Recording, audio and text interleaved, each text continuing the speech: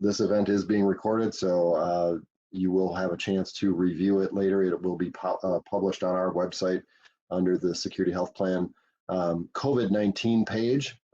We'll likely have to find someday a new place for these because these aren't all COVID-19 related, but there's an employer folder under that COVID-19 page, and in that folder you will find links to all of the presentations that we have performed over the last 13, 14 months. We've been doing this now, so maybe 15 months. And this is a joint presentation between Security Health Plan and Marshfield Clinic Health System.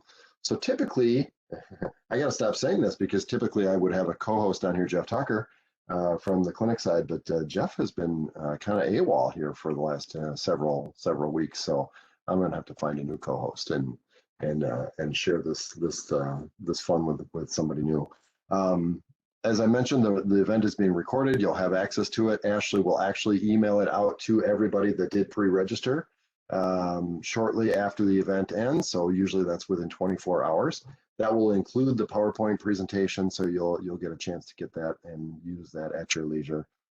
If you do want to ask us questions along the way, please do use the chat feature or the Q&A feature. Ashley and I will do our best to monitor that throughout, and we will package questions up and ask Chris near the end. If there is something that we need to interrupt with, we'll interrupt him along the way too. He's very, very flexible, and we'll work with him on that. So without further ado, I'm going to go ahead and introduce Mr. Chris Toner. He is one of our senior staff counsel here at Marshfield Clinic Health System. He's going to be talking about exploring the legality of the COVID-19 vaccine and basically mandating it for staff at the employer level today. Chris has his background. He's been with the clinic, I think, just a little over a year, but has served 20 plus years in private practice prior to joining the clinic.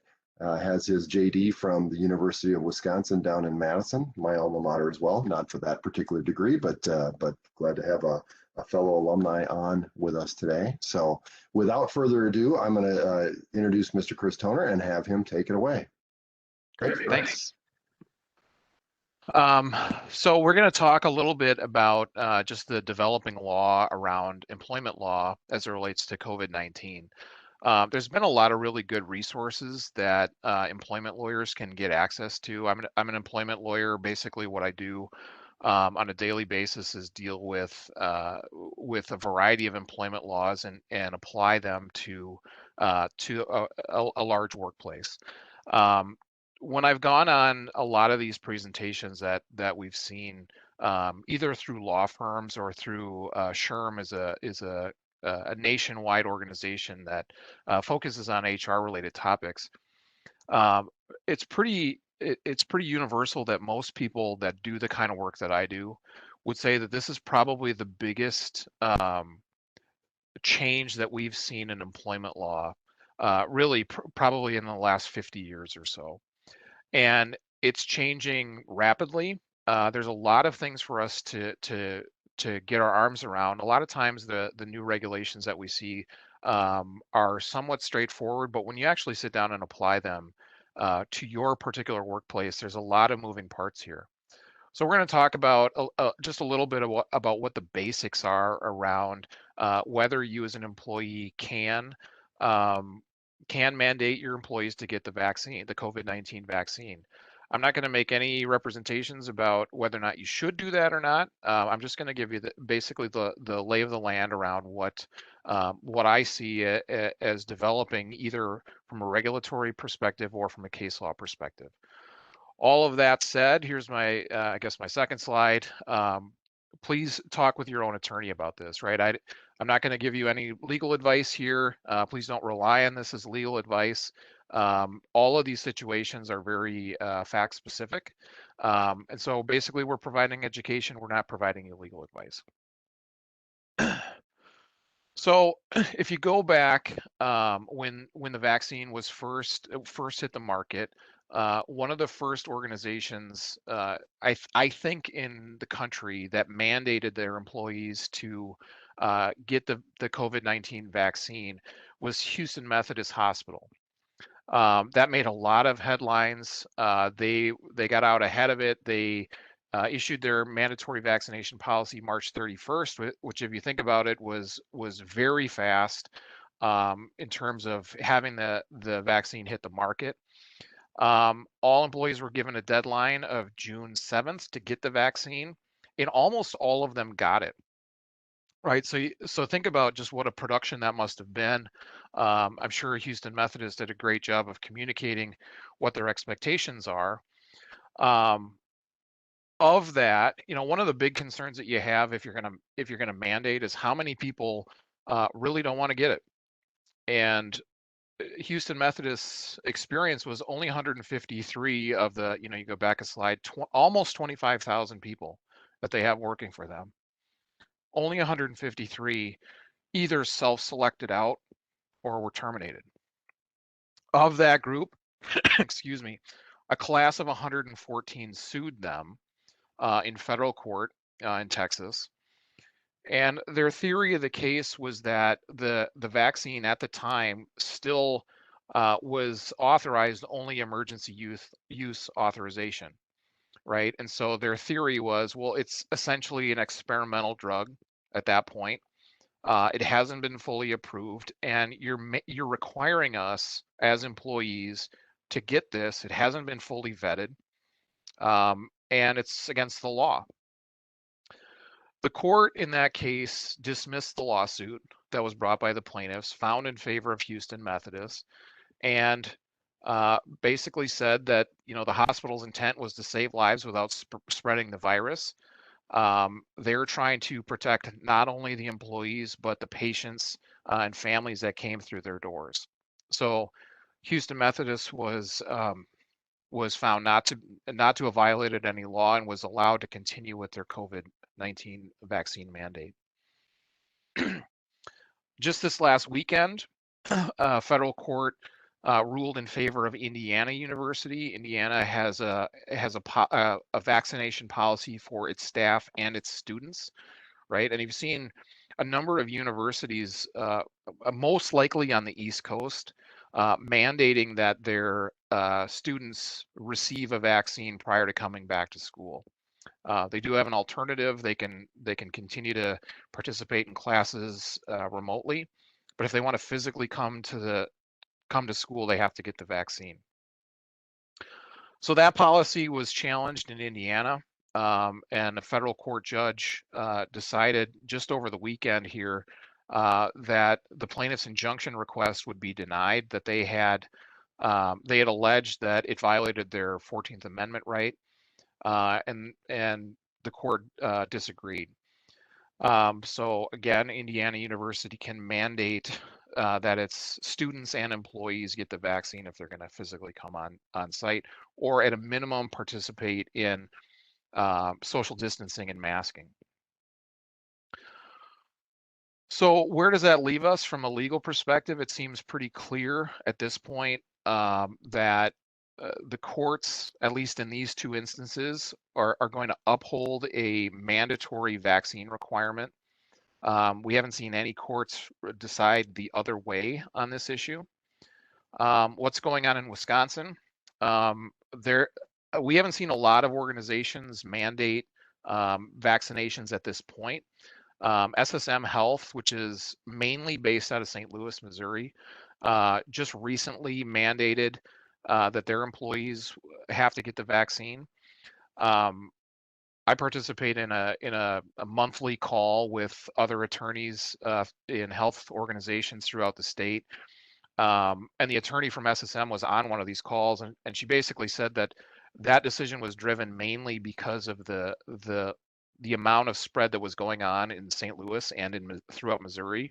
We don't have a lot of spread at this point in Wisconsin, but they wanted to be uniform across their system. Other statistics: 65% of healthcare employees in Milwaukee have been vaccinated. That's again, in these calls, there's concern that that's not a high enough rate, and so that there can continue to be spread within hospitals. So there is consideration of whether or not additional hospitals throughout the state of Wisconsin will mandate. Nobody's made any real definitive decisions around that, but but 38 health systems throughout the country have mandated vaccination. And the rationale for those who do is essentially that they're trying to protect their employees and their staff, right? And their patients, right? A vulnerable patient could come in. The last thing you want is to transmit COVID to that patient when they're coming to the hospital. So that's part of the rationale.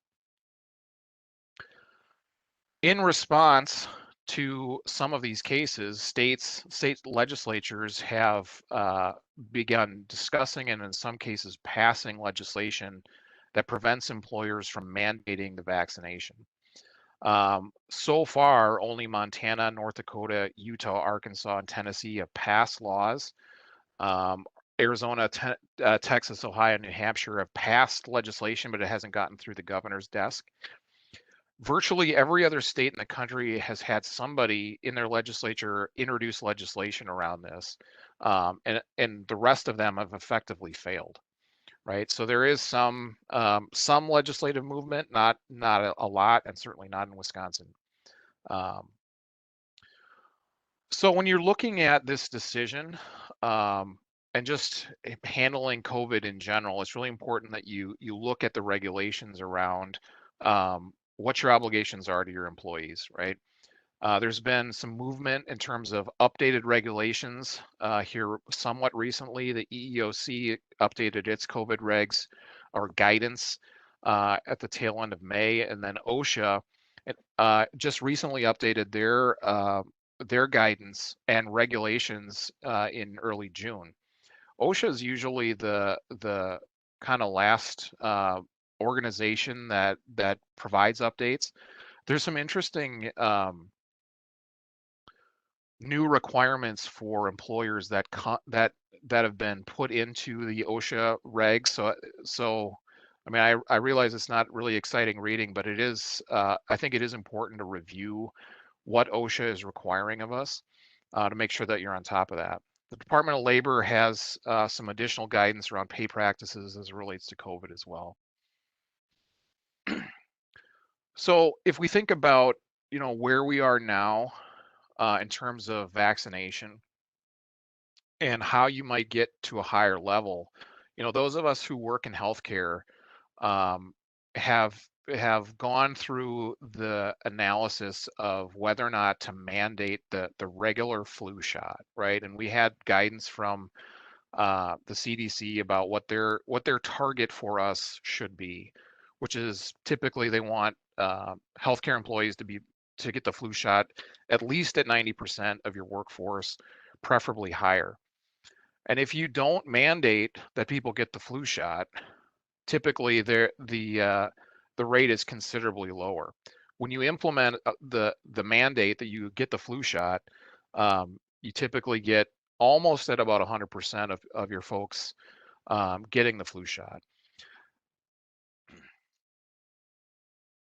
The analysis that you'd go through for either of these shots, right, the regular flu shot or now the entities that want to mandate that their employees get the COVID vaccine is exactly the same, right? And so part of the EEOC's guidance that they put out in late June was very clear that employers can mandate the COVID-19 vaccine. However, there's the same two requirements that we have under the flu shot, which is your mandate can't violate an employee's rights under the ADA or under Title VII of the Civil Rights Act. Okay. What does that mean? Under the ADA, right, people or employers have to make a reasonable accommodation for someone with a disability. So if an employee goes to their physician and their physician says, well, you've got a medical condition and I don't think it's a great idea at this point for you to get the COVID-19 vaccine. And there's a handful of scenarios where that's true. We think that you've got a disability under the law and therefore you shouldn't get it. And at that point, then the burden gets transferred back to the employer to determine what kind of a reasonable accommodation you can make. And this is really fact specific depending on your industry, right? So for example, if you're a nursing home there's not a lot of accommodations that you can probably make, right? You can't work from home. Wearing a mask is probably, in the current climate, probably not going to do it. And if you consider just how harmful it might be for the nursing home patient population to have a spreading event, there's probably not a lot of accommodations that you can make under that situation. Other industries are probably very different, right? And so just because you mandate the vaccine doesn't mean that, and if someone refuses it and has a disability, it doesn't necessarily mean you can terminate them. You have to go through the analysis to determine whether or not you can make a reasonable accommodation. Is their position available to work from home? And if that is a reasonable thing, that might be something that you want to consider to meet this obligation under the ADA. Religious exemption, again, it's pretty much identical to what our obligations are under the flu shot rules. An employee with a sincerely held religious belief can't be required to get a vaccine. It's the same kind of analysis, right? Can we make a reasonable accommodation to accommodate them so that they can continue to work? In some instances, the answer might be yes. In some instances, the answer might be no. But that's another one worth looking at. So other things that either the EEOC or SHRM have given us guidance on, this is kind of a common question. Can an employer ask employees for their vaccination status? That seems like a straightforward question. The short answer is yes, you can ask them for what their vaccination status is. You can have different rules for folks that have gotten the vaccine as opposed to not gotten the vaccine, right? If you haven't gotten the vaccine, you can still say, well, you've got to wear your mask, you've got to socially distance, you can't come to certain kind of meetings because we're trying to stop the spread. But how do you determine who's been vaccinated or not? Most places that I've heard about right now are just offering employees the ability to voluntarily identify themselves as someone who's gotten the vaccine, right? So you can show up with your vaccination card. A lot of places are giving different color badge reels to employees. So if you're wearing one color badge reel, it's signaling to everybody else you've been vaccinated. If you have a different color badge reel, it's signaling that you haven't. But you really need to avoid asking people why they haven't gotten the vaccine, right? And so if somebody's wearing the other color badge reel, you really can't confront them. You can't get into what their rationale is for not doing it at that point. There was a news article that came out a couple weeks ago in central Wisconsin about a manager, I assume inadvertently asking or distributing names of the people in their department that hadn't been vaccinated. That's obviously something you want to avoid. You want to try to keep that information as confidential as possible. And the EEOC also has language in their regs talking about anti-retaliation clauses, right? That if somebody makes this decision one way or the other, that really the other folks in the workplace can't retaliate against them, can't discriminate against them for that choice. Can an employer offer incentives to employees to get vaccinated? The answer is yes, they can. But the EEOC gave us some really mushy language here, which is that the incentive can't be so substantial as to be coercive. I'm not sure what that means. So just give that a little bit of consideration before you offer an incentive. A lot of the articles I've read suggest that you can move the needle on getting people vaccinated if you offer some kind of incentive. I'm not totally sure to what extent you can move the needle, but that is an option short of mandating the vaccine instead. The other thing worth doing is really reading the fine print of these regs. The EEOC has, they've issued their guidance um, as we said, in late May. I would spend the time to really go through that guidance. There's a lot of things that are obvious in there. There's some things that aren't, but it can help you with the operational part of how you're trying to manage your day-to-day decisions around this. Um, and I've listed out what the basic buckets are around, what their guidance is. What do you do with somebody who is coming into your organization? Can you mandate that that person get the vaccine, even though you don't um, have an across the board mandate for everybody else? So there's a lot of just real detailed kind of analysis in there that I think would be helpful. So the other organization and set of regs that we have to consider are OSHA. And as I said before, OSHA is kind of the laggard in all of this. Typically, they have been, I would say, overwhelmed with complaints. They do publish a list of how prevalent their complaints are.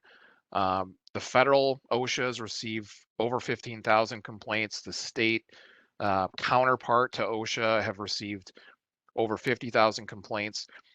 And those typically come from your employees, right? They go to work, they're concerned about what's going on, and what the safety practices are. They may look at some of their coworkers and say that they're not following best practices or what OSHA is requiring, and so they file a complaint, which then OSHA will assign an investigator. They may physically come to your location. They'll ask you for a lot of documentation around whether or not you're complying with their regs.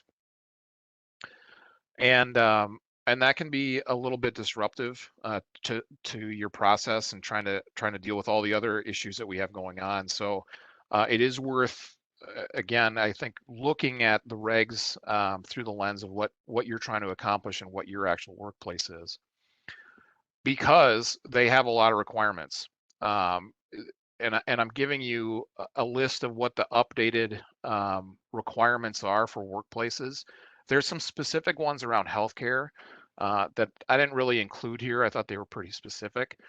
But this is a list of a series of things that employers need to do, right? If someone wants to get vaccinated, OSHA is requiring that you pay them time off to get vaccinated. If they if they are infected, um, or unvaccinated workers come into contact with somebody, then they need to stay home from work. Do you have physical distancing for unvaccinated people? Are you providing face coverings? A lot of the stuff, we've been through for a long time, but they are, they're continued to be obligations that we have. Educating and training workers on your policies and procedures. This is somewhat basic stuff. We're probably all through that by now. Maintaining ventilation system, that's kind of a common complaint that you see filed with OSHA. Most people don't fully understand what the what the ventilation is in their workplace anyway, so they just kind of throw that in. Are you performing routine cleaning and disinfection? You can see an employee saying, well, they're not taking the appropriate precautions. They're not cleaning as much as they should. That's a bit of a gray zone. Do you require or suggest that your customers or your patients wear face coverings? Are you recording work-related COVID-19 infections? Right, and that might be something that OSHA wants to really dig into, is how many cases do you have? How prevalent is it here? From a healthcare perspective, there's a new part of the reg that talks about paying people if they are either infected or quarantined, right? And that's a new requirement. Before, you would essentially just send them home for that quarantine period. You were not obligated to pay them their salary. OSHA's regs now require us to pay the salary, so that's a pretty sizable development here from OSHA. Importantly, the guidance now does make this split between, if you've been vaccinated, we as employers can follow one set of rules, right? You don't necessarily have to wear a mask. You can we can loosen up what the requirements are. But if you've been unvaccinated, the status quo continues. So that's what their obligations are.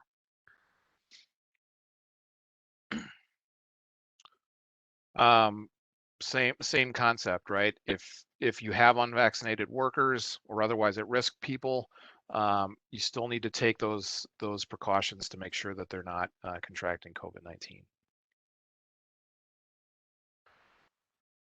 Other considerations, your obligations under the Family Medical Leave Act are still the same, right? Somebody contracts COVID, someone is a close contact and is required to quarantine, you still have to grant family medical leave. Workers' comp is still an item, right? If the person can show that they contracted COVID-19 in your workplace, that could be covered by workers' comp. And then we talked a little bit before about the new OSHA rule for healthcare workers that requires people to pay the salary while the person is recovering. So that is my last slide. I made it in just under a half hour. Chris, have there been any questions that we can talk about? Just a couple that have come up that I wanted to just follow up on, a couple things in your presentation. So the first one was getting at the flu shot. So you had talked about employers where the flu shot is not mandated. We're seeing about a 62%, 62% of the population that actually gets it. Do you have any data? Has that number really changed much over time? That's the most recent data that I could find.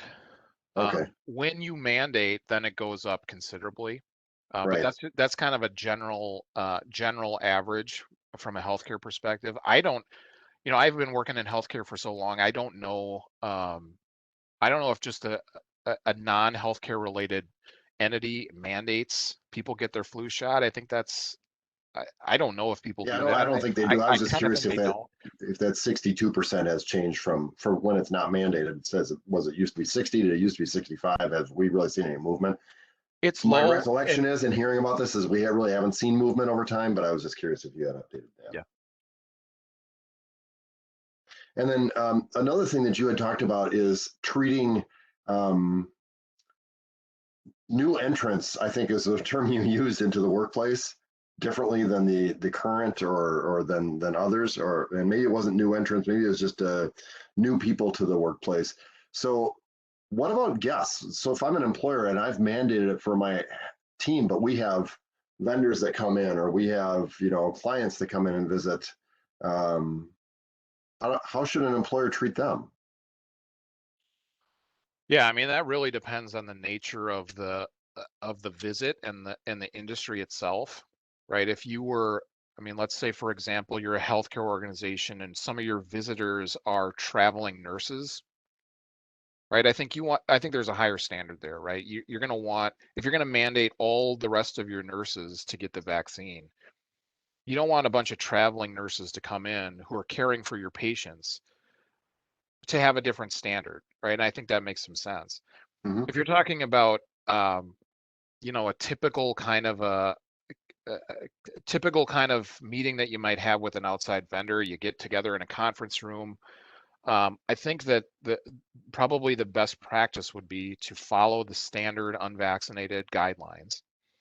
You would still want to socially distance. You'd still want to have people mask.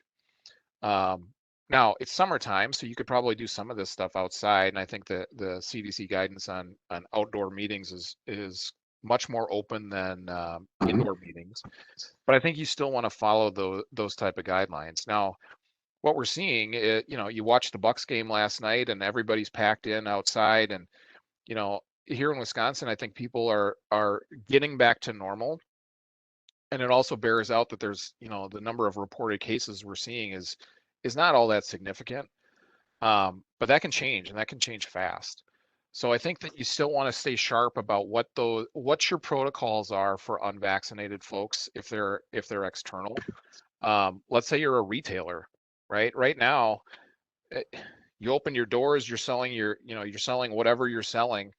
You have all sorts of vaccinated and unvaccinated people coming through your doors all the time. And I don't think you really, from a business perspective, I'm not sure you want to have a monitor outside saying, well, are you vaccinated? If so, you don't have to wear a mask. And Right. so I think you got to use some kind of common sense here as it relates to your own business. If it causes a substantial risk to someone that could actually be harmed by this significantly, right? Nursing homes, people in an ICU, things like that. I think you're going to want to look at it one way. Based on the number of cases we're seeing right now, I think you can, at this point, you might look at an external vendor or a customer in a different way, but that might change over time. Great. One last question before we let you go, Chris. So if an employer decides to mandate the vaccine, can you just go over the religious exemption then in that scenario? Sure. So, we would apply the typical flu shot process pretty much the identical way. And what I think most healthcare organizations have is a form that employees fill out to either get the flu shot, notify their employer that they have a disability, or notify their employer that they have a religious exemption. And then they have to they have to identify, they have to give you some information about what that objection is. But typically, you don't get too far into really pressing people over their what their religious belief is. I think you want to have them fill out the form. I think you want to have a little bit of a dialogue around it and determine whether or not it's actually a good, that belief is held in good faith. And then at that point, you should have enough information to make that decision as to whether or not they either have to get the vaccine, or if you're going to transition to a different type of an arrangement. Is it a remote work arrangement? Right. So it's still a reasonable accommodation then. What are Right. what are the things that you're going to do to accommodate that belief? Right. Right. All right. That's all the questions we had. Thank you, Chris. This was really informative, and I really appreciate you coming on today to share this with our employers and our brokers out there. And again, this will be published on our website likely by tomorrow or the next day, but you'll all get it back in your email as well. So watch for this. Thanks again to Chris. Thanks Ashley for getting this all organized, and thank you all for attending today. We'll let you go. Please be well, everybody. Have a great day. Thank you.